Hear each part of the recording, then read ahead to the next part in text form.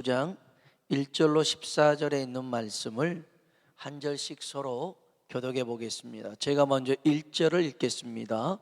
선지자 예레미야가 예루살렘에서 이 같은 편지를 느부갓네살이 예루살렘에서 바벨론으로 끌고 간 포로 중 남아있는 장로들과 제사장들과 선지자들과 모든 백성에게 보냈는데,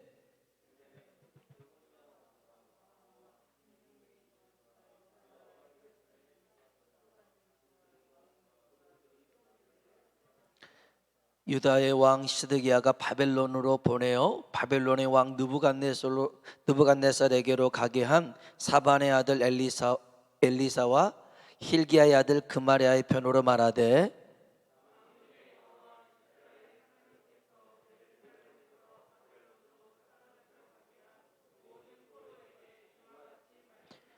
너희는 집을 짓고 거기에 살며 텃밭을 만들고 그 열매를 먹으라.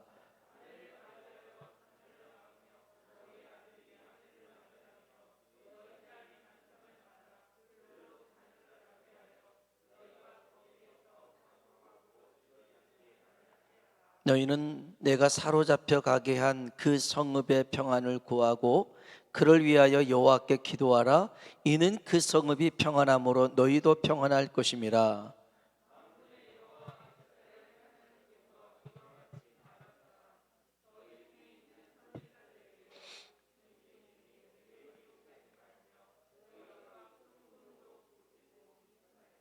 내가 그들을 보내지 아니하였어도 그들이 내 이름으로 거짓을 예언함이라. 여호와의 말씀이니라.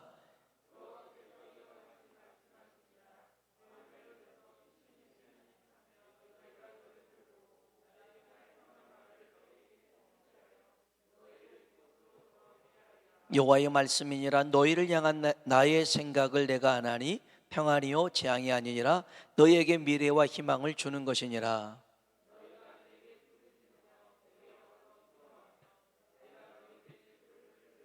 너희가 온 마음으로 나를 구하면 나를 찾을 것이요 나를 만나리라. 이것은 여호와의 말씀이니라. 나는 너희들을 만날 것이며 너희를 포로된 중에서 다시 돌아오게 하되 내가 쫓아 보내었던 나라들과 모든 곳에서 모아 사로잡혀 떠났던 그곳으로 돌아오게 하리라. 이것은 여호와의 말씀이니라. 아멘. 아멘. 여러분에게 이 말씀의 복이 임하길 주의 이름으로 축원합니다. 아멘. 제 위에 이제 누님이 두 분 계시는데, 큰 누님이 집사님입니다. 그런데 예전에 보다 지금 믿음이 훨씬 좋아진 것 같아요.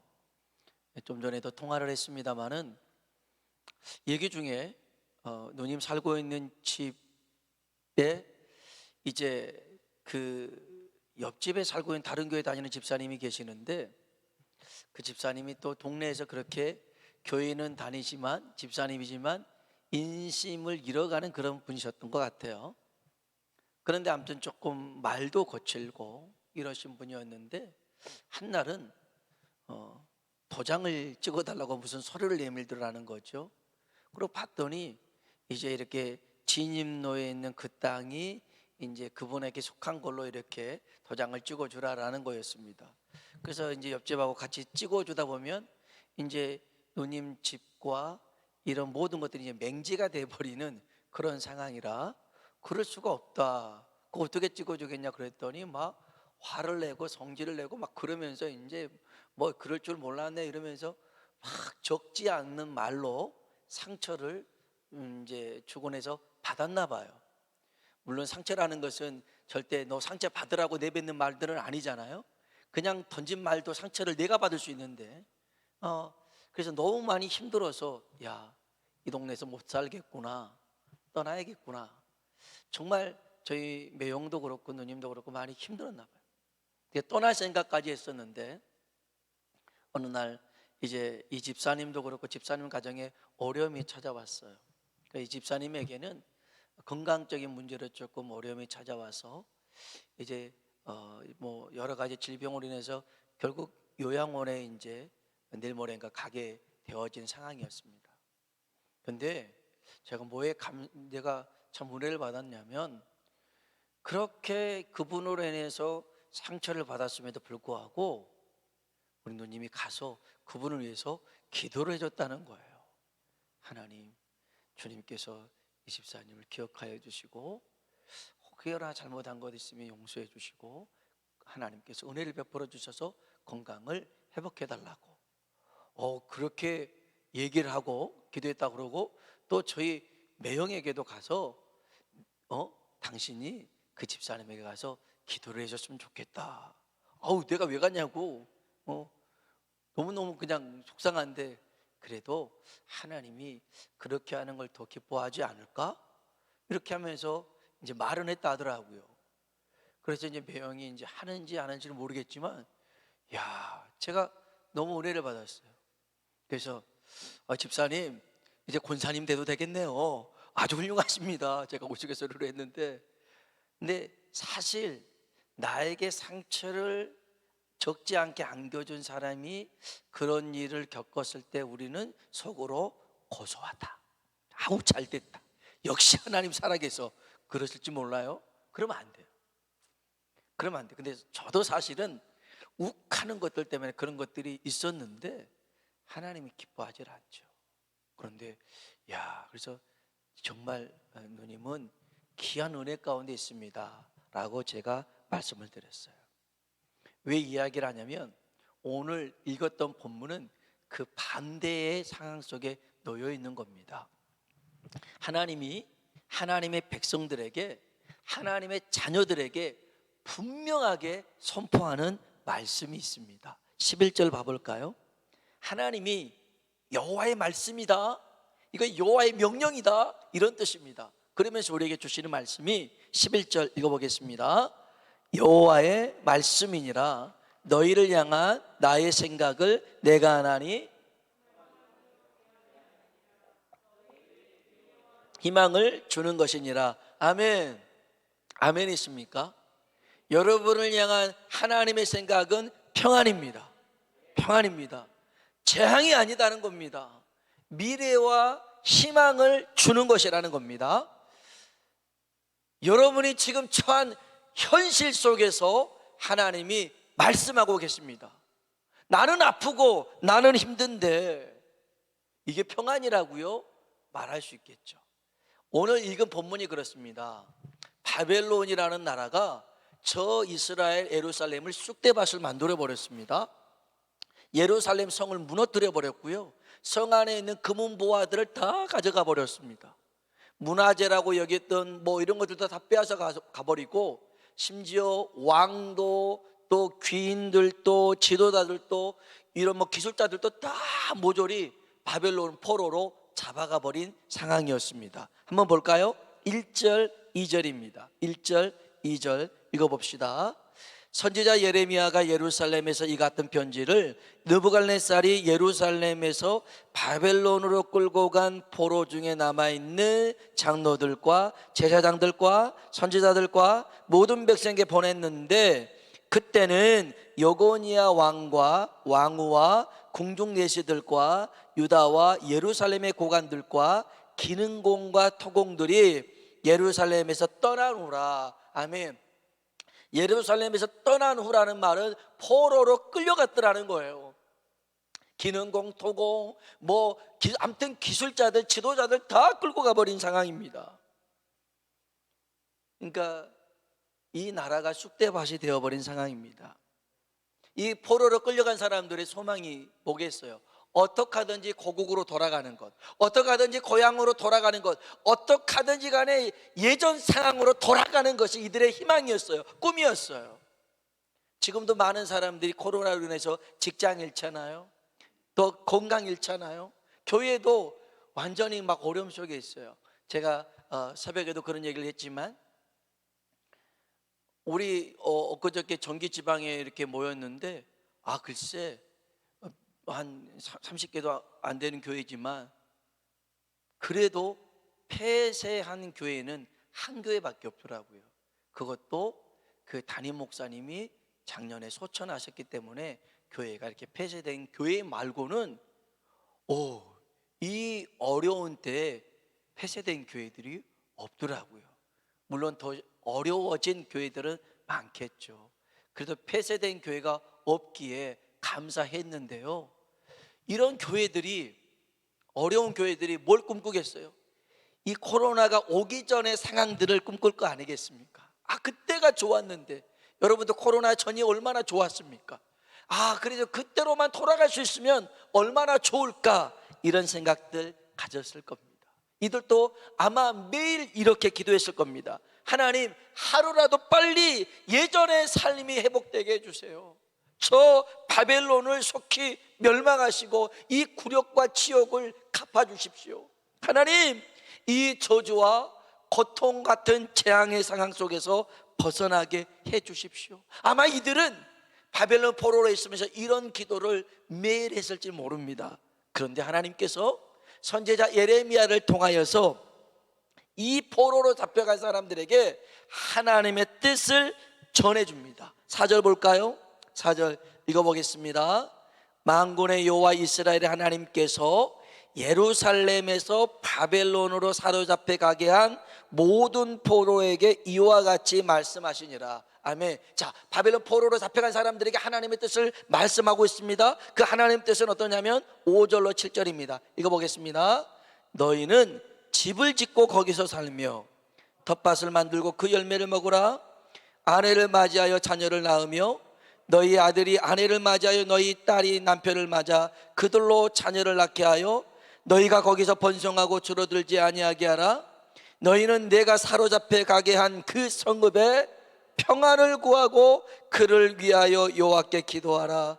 이는 그 성읍이 평안함으로 너희도 평안할 것임이라. 아멘. 야, 니들 빨리 돌아와라. 내가 그 바벨론을 멸망시킬 거야. 이렇게 하지 않고요, 거기서 집 짓고 아들, 딸 낳고 결혼시켜서 잘 살아라, 그런 겁니다. 그리고 바벨론에 평안을 구해라. 멸망돼야지 나올 수 있는데 평안을 구하라고 이렇게 하나님께서 말씀하고 있어요. 전혀 이 사람들이 생각하고 있는 딴 얘기를 하나님이 하고 계시는 겁니다. 왜 그러실까요? 왜 그랬을까요? 역사라고 하는 것은요, 항상 승자에 의해서 기록되다 보니까 이게 객관성이 결여된 부분들이 있어요. 그래서 한쪽으로 치우치는 경우도 있지만, 그래서 어떤 걸 봤을 때 그게 전부라고 여기서는 안 됩니다. 근데 이제 제가 봤던 아주 감명 깊은 영화 가운데 하나는 광해라는 영화인데요, 몇 년이 지났어도 아주 잊혀지지 않을 만한 그런 배우들이 연기뿐만 아니라 내용이었습니다. 물론 허구적인 부분도 없지 않아 있었습니다만은, 그러나 이런 거였습니다. 명나라하고 새로 생긴 신흥세력 후금, 나중에 청나라죠, 싸움이 납니다. 그래서 이 조선은 이 명나라의 요청에 의해서 이 전쟁에 원군을 파병을 해야 됩니다. 명나라에서 10만 명을 원했습니다. 그런데 광해는 13,000명만 보냅니다. 그때 이 부대를 이끌어갔던 장군이 강홍립이라는 장군인데, 이 장군에게 밀지를 줍니다. 열심히 싸우려고 하지 마. 싸우다가 대충 위협에 빠지면 무조건 항복해. 그리고 제일 중요한 것은 안 죽는 거야. 영화에서는 그렇습니다. 죽지 마라. 죽지 마라. 죽지 말고 항복해라. 어쩔 수 없이 우리가 이 전쟁에 참여했지만 우리는 의사가 없다라고 그런 밀지를 당기는 내용이 나옵니다. 실제로 지금도 이 후금, 청나라 지역에 있던 그 만주 지방에는 이 조선족의 후예들이 많이 살고 있어요. 어떤 이는 이때 거기에 가서 싸웠다가 자리 잡은 사람들이 그렇게 했다라고 말하는 그런 역사학자들도 있습니다만은, 중요한 건 이겁니다. 왜 하나님이 바벨론 포로로 잡혀간 이 사람들에게 야, 거기서 집 짓고 결혼하고 아들 딸 낳고 잘 살아라, 그 바벨론 사람들을 위해서도 기도해라, 왜 그랬냐면 여기 6절을 보세요. 6절 같이 한번 읽어보겠습니다. 아내를 맞이하여 자녀를 낳으며 너희 아들이 아내를 맞이하며 너희 딸이 남편을 맞아 그들로 자녀를 낳게 하여 너희가 거기에서 번성하고 줄어들지 아니하게 하라. 아멘. 이들이 거기서 번성해라. 줄어들게 하지 마라. 무슨 말이에요? 죽지 마라. 이들이 거기 갔지만, 힘들지만 죽지 말고 잘 살아라. 마치 에스겔서에 있는 말씀처럼 니들의 상황이 피투성이가 되는 상황이라 할지라도 발버둥을 쳐서라도 살아나라 라는 거였습니다. 살아나라. 이 바벨론 성이 평안해야 니들도 평안할 수 있다. 그들의 평안을 구하라는 것은 곧 너희들의 평안을 구하는 것이니 너희 거기서 반드시 살아야 돼 라고 하나님이 말씀하고 있습니다. 마치 광해가 강온입 장군에게 죽지 마라 했던 것처럼 어려운 상황 속에서도 너희들 죽지 마.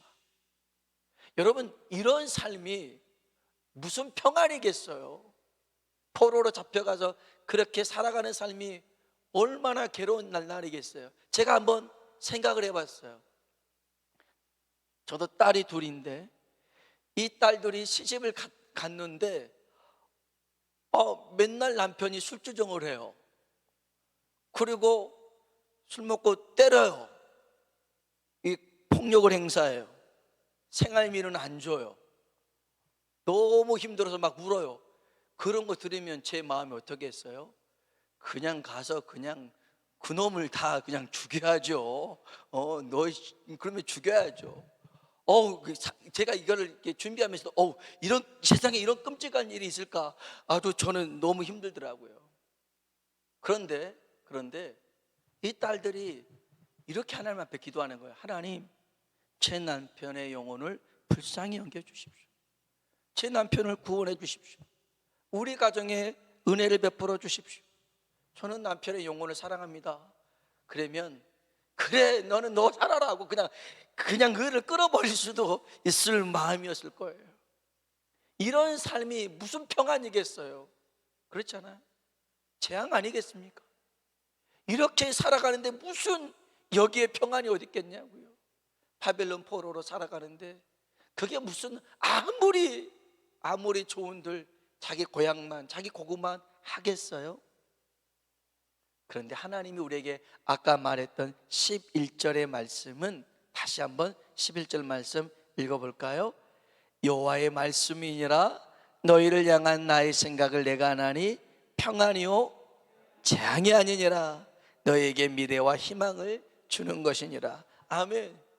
이런 상황 속에 있는데 너희 처하는 상황은 평안이야. 아니, 남편이 이런 상황인데 그래 괜찮아, 너희 집은 평안해. 뭐가 평안해요? 뭐가 평안합니까? 여러분, 솔직히 십자가가 평안입니까? 아니면 고난입니까? 십자가의 길이 난 너무 평안해, 그런 사람 어디 있겠어요? 여러분, 십자가가 주는 이 고통이 희망이 되겠어요? 재앙 아니겠습니까?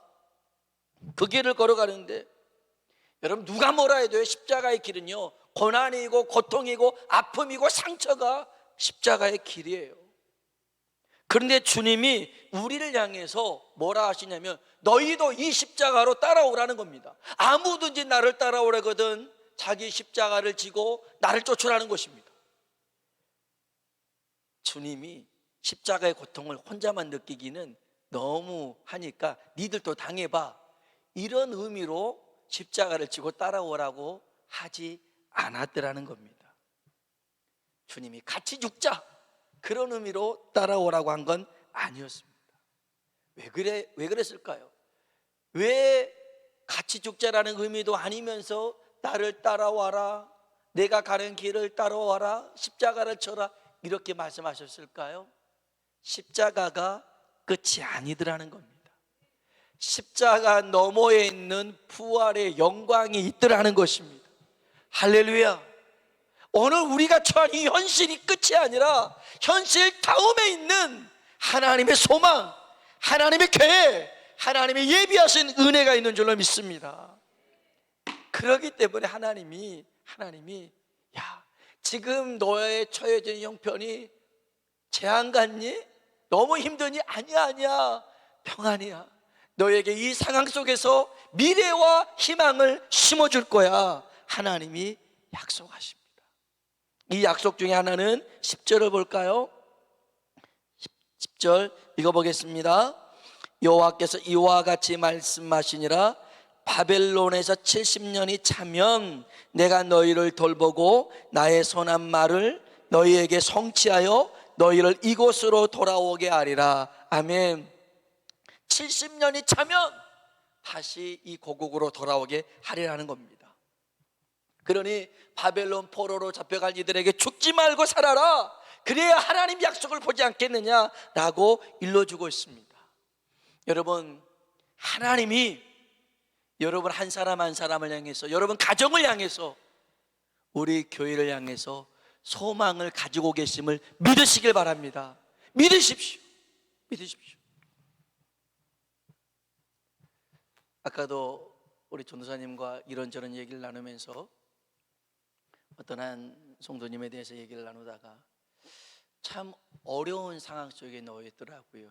여러모로 어려운 상황 속에 있었지만, 근데 그 얘기를 들으면서도 야, 물론 어렵겠다, 힘들겠다, 그런 마음도 있었지만, 야, 하나님이 이 가정 놀랍게 회복시키고 축복하시겠구나 라는 마음이 들었어요. 하나님은 절대로 우리를 고난 가운데 집어 던져놓고 야, 재밌다, 신난다, 박수 치시는 분이 아니에요. 그 고난의 자리에 함께 울고 계시며 또 하나님께서 예비하신 그 축복의 일로 함께 이끌어 가신 줄로 믿습니다. 이끌어 가신. 그래서 하나님이 70년 후에 내가 너희를 돌아오게 하리라 라고 말씀하셨지만, 우리 보고 그 약속한 시간이 되도록 기다리지만 말고, 한번 따라합시다. 기도하라. 기도하라. 다시요. 기다리지만 말고 기도하라. 아멘. 이게 하나님의 뜻이에요. 이게 하나님의 뜻이에요. 보세요. 11절에 너희를 향한 나의 생각을 내가 하나니 평안이다, 재앙이 아니다, 너희에게 미래와 희망을 주는 것이다. 그러니 12절 13절 읽어봅시다. 너희가 내게 부르짖으며 내게 와서 기도하면 내가 너희들의 기도를 들을 것이요, 너희가 온 마음으로 나를 구하면 나를 찾을 것이요 나를 만나리라. 아멘. 여러분, 우리 인생은요, 하나님이 만나시고 하나님이 역사하시면 끝나는 줄로 믿습니다. 걱정하지 마세요. 지금 내가 해보려고 하니 이거 힘든 문제지, 하나님이 하시면 아무것도 안 해요. 아무것도 안 해요. 정말 그렇습니다. 여러분이 이 하나님께 소망을 두고 살아가시길 주의 이름으로 축복합니다. 그래서 14절 말씀 읽어볼까요? 14절입니다. 이것은 여호와의 말씀이니라. 나는 너희를 만날 것이며 너희를 포로된 중에서 다시 돌아오게 하되 내가 쫓아 보냈던 나라들과 모든 곳에서 모아 사로잡혀 떠났던 그곳으로 돌아오게 하리라. 이것은 여호와의 말씀이니라. 아멘. 아멘. 하나님이 하시겠더라는 겁니다. 사실은 이전에 이스라엘 백성들이 하나님을 떠났거든요. 하나님이 떠난 건 아닙니다. 우상 숭배와 세상 사랑함과 자기 정욕으로 인하여서 하나님을 떠나서 결국 하나님이 이렇게 고난 가운데 흔들어 놓으니까 힘들다, 어렵다, 이런 상황이지만 아니야, 내가 결국에 너희를 다시 돌아오게 해서 이제는 그 모든 너와 나의 장벽들은 다 제하여 버리고 이제는 아무런 장애물 없이 친밀하게 서로 즐겁게 행복하게 살아가자. 이게 하나님의 꿈이었고 계획이었어요. 여러분, 하나님은 소망의 하나님인 줄로 믿습니다. 꼭 기억하십시오. 다른 거 다 잊어버려도 하나님은 소망의 하나님이십니다. 그 소망의 하나님이 이 소망을 이루는데 성령의 능력으로 우리 삶 가운데 이루실 줄로 믿습니다. 마지막으로 성경 한 구절 볼까요? 로마서 15장 13절입니다. 로마서 15장 13절에 있는 말씀, 오늘 새벽에도 같이 나눴던 말씀인데요. 로마서 15장 13절입니다. 로마서 15장 13절에 있는 말씀입니다. 로마서 15장 13절에 있는 말씀 같이 한번 읽어보겠습니다. 소망의 하나님이 평강을 믿음 안에서 너에게 충만하게 하사 성령의 능력으로 소망이 넘치게 하시기를 원하노라. 아멘. 우리 하나님 어떤 하나님입니까? 소망의 하나님입니다. 소망의 하나님. 우리 인생이 달라질 수 있어요. 이 소망의 하나님 만나고 이 소망의 하나님 붙잡으면 어둠 가운데서도 밝은 빛이 비춰지고 사막에도 강이 나고 광야에도 길이 열려지게 될 줄로 믿습니다. 우리 하나님 소망의 하나님입니다. 모든 기쁨과 평강을 받을 수 있는 그릇이 있어요. 믿음이라는 그릇입니다. 믿음이라는 그릇이 있어야 우리가 기쁨도 내 것 되고 평안도 내 것 됩니다. 믿음의 그릇이 없으면 다 쏟아져 버리는 겁니다. 오늘 저와 여러분이 믿음으로 이 기쁨과 평안을 누리시길 주의 이름으로 축복합니다. 중요한 것은요, 성령의 능력으로 소망이 넘치게 되더라는 거예요. 우리 안에 이 소망이 작아요? 여러분, 성령님께서 내 안에 역사하시면 소망이 더욱더 풍성하게 일어날 줄로 믿습니다. 성령의 사람 엘리야는요 3년 6개월 동안 비가 내리지 않는 그 시대에도 큰 비의 소리를 들었어요. 큰 빗소리를 들었어요. 그래서 아합 보고 마시라고 하고 기도했어요. 그랬더니 큰 비가 쏟아지는 줄로 믿습니다. 여러분, 성령의 사람은 소망의 소리를 들어요. 오늘 저와 여러분이 이 소망의 소리를 듣고 기도해서 소망을 내 것으로 만드는 하나님 사람 되길 주의 이름으로 축복합니다. 감히 여러분에게 말씀드릴 수 있습니다. 정말 하나님의 음성으로 들으십시오. 우리를 향한 하나님의 생각은 재앙이 아닙니다. 평안입니다. 미래와 희망을 주는 것입니다. 내 지금 처한 형편이 야 끝났다, 이제는 절망이다, 앞이 하나도 안 보인다 할지라도 아니야. 그건 평안이야. 그건 평안이야. 너희에게 미래와 희망을 주는 거야. 그렇게 말씀하시는 하나님 붙들고 승리하는 우리가 되길 주의 이름으로 축원합니다. 우리 같이 한번 찬양을 불러